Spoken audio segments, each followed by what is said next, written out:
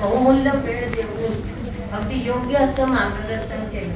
आयुष्यभर धावपळ करत असताना प्रत्येक टप्प्यावर आपलं आरोग्य भान हे आपण कसं असावं, कसं राखलं पाहिजे आणि ते का आवश्यक आहे याची जाणीव त्यांनी करून दिली.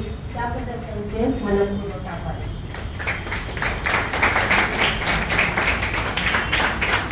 आज त्यांनी आपल्याला आहाराबद्दल सतर्कता आपण कशी राखली पाहिजे व स्वतः ती कशी ठेवली पाहिजे हे आवर्जून सांगितलं.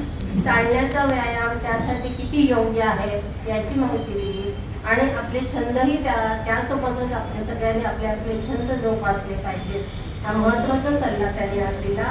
कारण त्यातूनच आपल्याला नवीन ऊर्जा मिळत असते.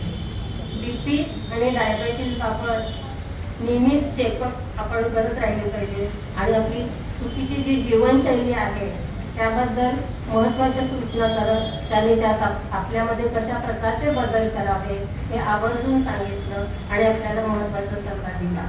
तसंच कॅन्सरबाबतची सतर्कता सुद्धा राखायचं भान त्यांनी आपल्याला दिलेलं आहे. आपण काही वेळेला काय करतो, दुर्लक्ष खूप वेळेला करतो आणि तो रोग बळावर जाऊन नंतर तो शेवटच्या टप्प्यात आल्यानंतर जागृत होतो. त्यापेक्षा आधीपासूनच आपली जागरूकता कशी ठेवली पाहिजे याचं भान त्यांनी आणून दिलं. त्याबद्दल त्यांचे आभार. थोडक्यात आहार, विहार आणि व्यायाम याबद्दलचे योग्य मार्गदर्शन अतिशय सुंदररित्या त्यांनी सांगितले आणि आपल्याला प्रत्येक बाबतीत आपली सकारात्मकता कशी जपली पाहिजे याचेही ज्ञान दिले. त्याबद्दल त्यांचे मनापासून आभार.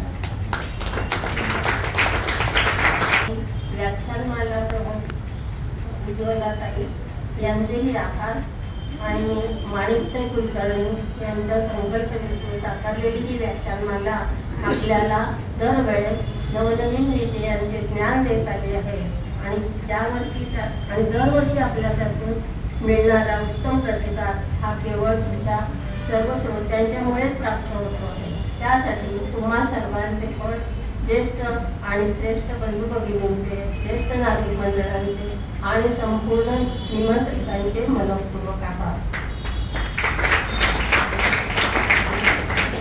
आपण दररोज शुभं करोति आरोग्य संपदा हा जो श्लोक म्हणतो याचे कारणच असं की धन आणि संपदेच्या आयुष्याच्या प्रत्येक टप्प्यावर हे आपलं आरोग्य खूप महत्त्वाचं आहे.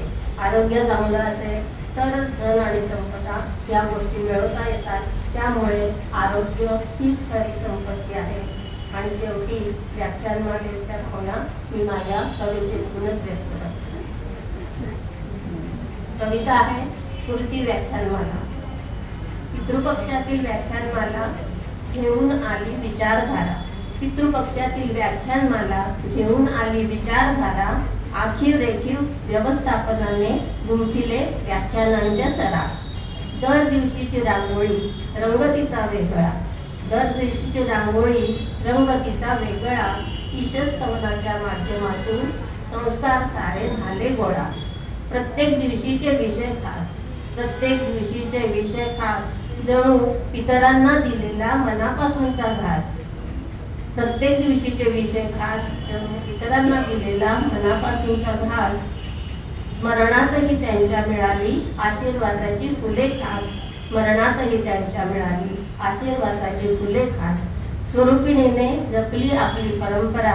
आनंदमय आरोग्य आणि ज्ञान हाच आपला मंत्र खरा. हाच आपला मंत्र खरा. ज्येष्ठांचे उत्तुंग कर्तृत्व आणि त्याबद्दलचा आदर स्मृतींच्या माध्यमातून स्वरूपिणीने केला सादर. स्मृतींच्या माध्यमातून स्वरूपिणीने केला सादर. धन्यवाद.